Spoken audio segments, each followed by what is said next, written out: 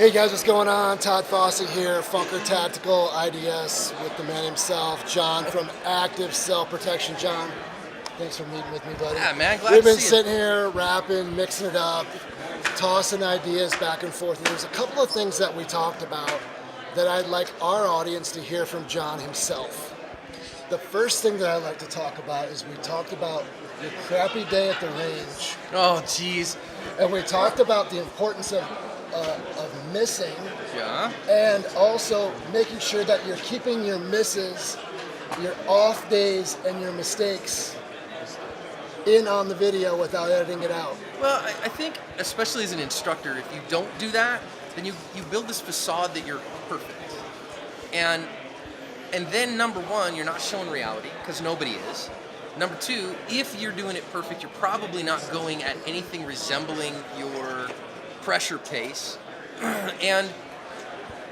And then I think for a lot of regular people, they look at it and they go, well, I can never do that because I'm not perfect, I make mistakes. And so, I mean, listen, we all have bad days. And so on my second channel, I was doing a video for some pre-course assessment, and I just had a bad drill, man. It was just not good. And we get done and I was like, okay, everything in my ego says, do another take.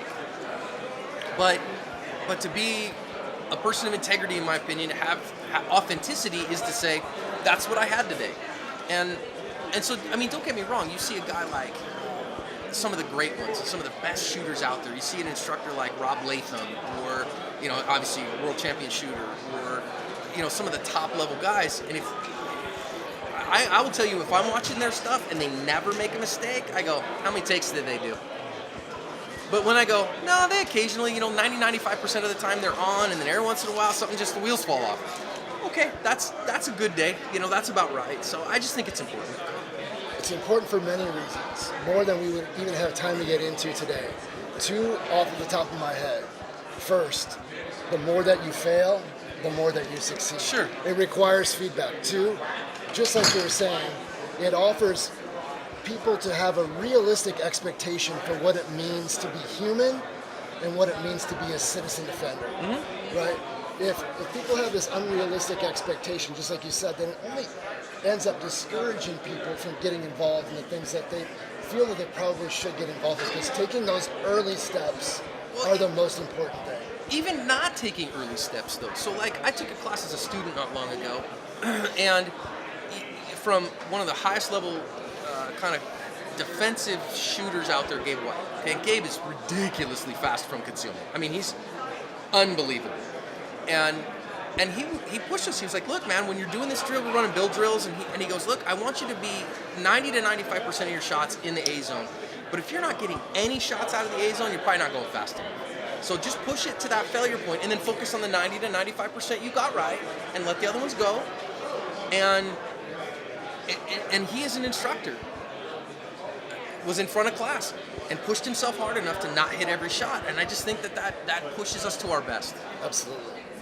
The other thing that we were talking about was the importance of taking a holistic approach toward training.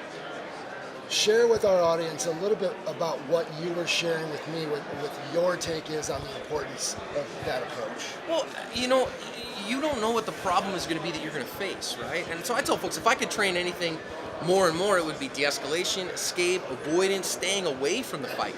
I've trained with my hands for 13 years, pretty seriously, and with firearms for about that long too. And I'm like, dude, the more I get into this and the better I get at it, the less I want to do it for real, because the price is so high.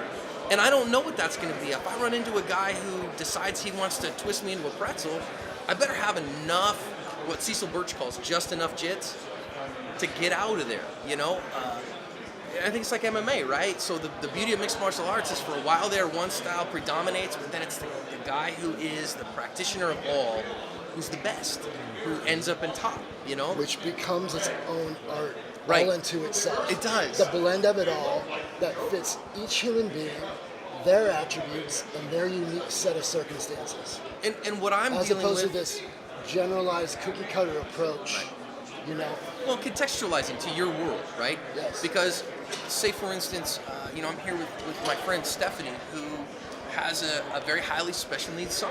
And so when we talk about running away, she can't. When she's got her guy with her, Cody, who's amazing and a great kid, but running away is not going to be an option. So she has to have a different skill set than me, who I can go later and just bounce. So saying, well, you have to have this skill set, you need to be able to run away when that's not possible, or I have friends who have physical limitations and those things, their situation is theirs, and what their skill set's going to be needed is different than what I might have. And if I teach a cookie cutter and say, here's what you have to have, well, then that works in my situation, and then I stuff the student. I believe instead that you tailor and I'll call it the art, because it really is, because art is individual. You tailor the art to the student, not the student to the art. Boom. That's exactly right. The variables in violence are not repeatable. Right. Not even for you. No. And if anyone knows that, whoever's seen the most videos in the world, it's probably you. Yeah, probably. But in even us as individuals, we're not even the same person at the end of the day than we are at the beginning of the day. Maybe we're tired, maybe our blood sugar's low, maybe whatever the case may be. Right? Who knows whatever the variables are. So that's why we feel at IDS, and it seems as though you feel the same way, having an adaptive set of principles that you can apply to, as opposed to a collection of techniques. So important. So I'll I better be careful with that. But so if you're principle based, then you can apply technique if the principle's right all the time. But if you're not principle based, if you're technique based, then you have to have a very particular circumstance to apply a technique to.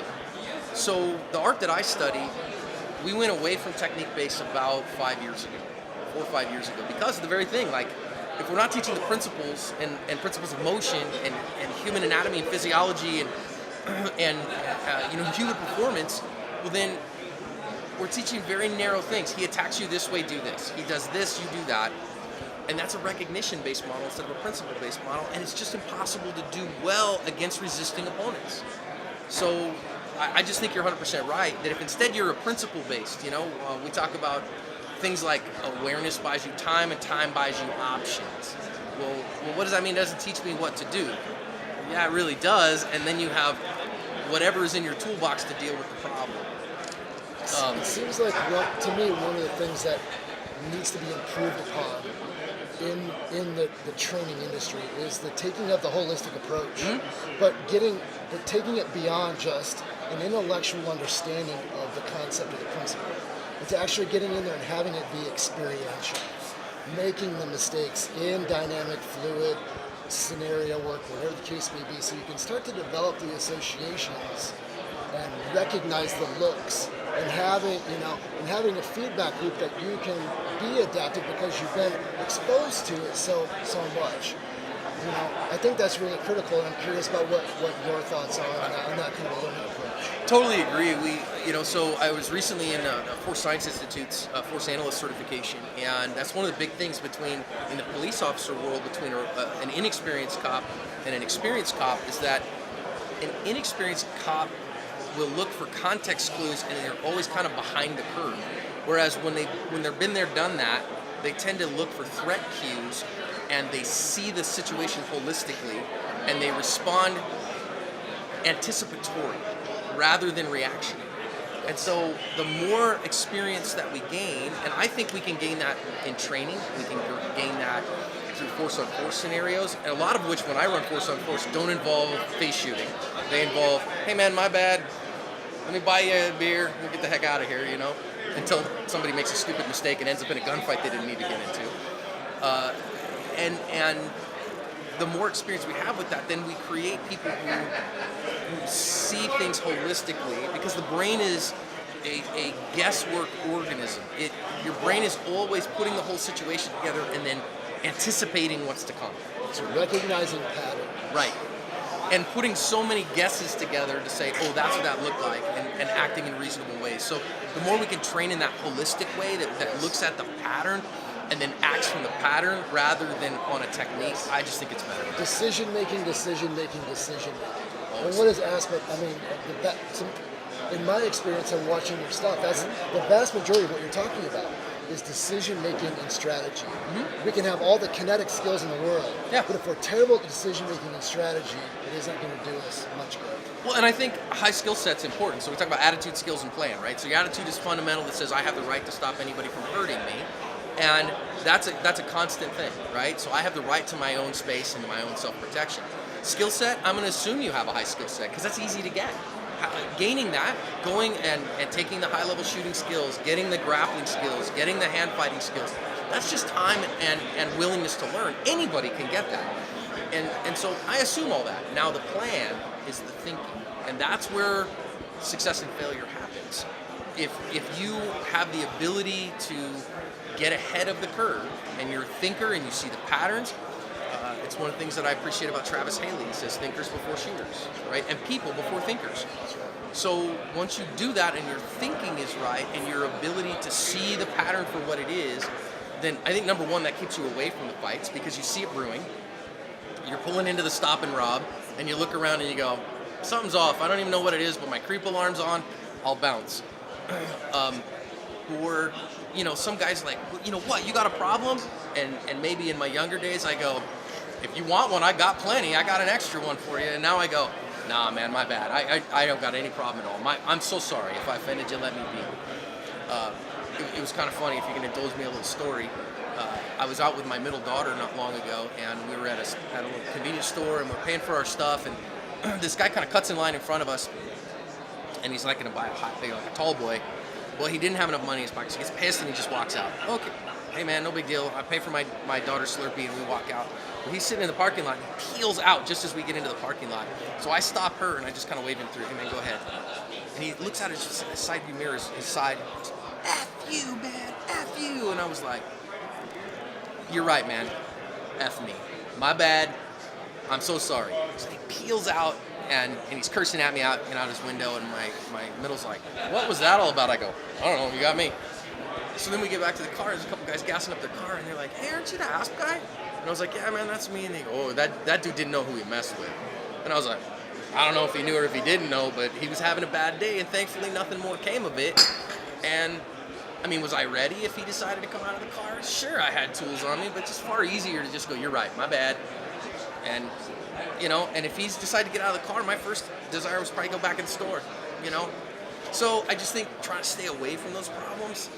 I do see online a lot of people that are like, oh, I wish someone would, man, I'm ready in that moment. And I'm like, nah, I don't really want anybody to. It's okay. You don't know. You don't? You don't know if you're ready. You're always one lucky punch and one head bounce away from a disaster. Yep. It just, it's just not worth it unless you have absolutely no choice. Totally. Man, thanks so much. I really appreciate it. Congratulations on all of your success. Yeah, thanks, man. Glad to help anyway, and I appreciate what you guys are doing. Yeah, likewise. Thanks a lot. Thanks a lot. Thanks for watching, you guys. We're out. Talk soon.